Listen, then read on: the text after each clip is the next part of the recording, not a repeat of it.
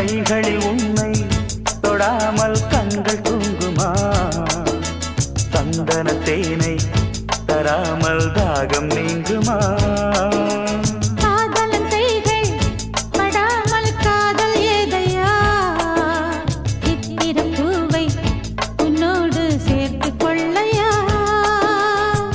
இதழ்களின் மேலே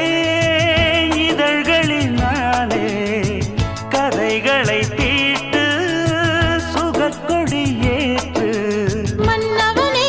என் மன்மதனே என்னை தொட்டு தொட்டு தழுவு பட்டு பூவே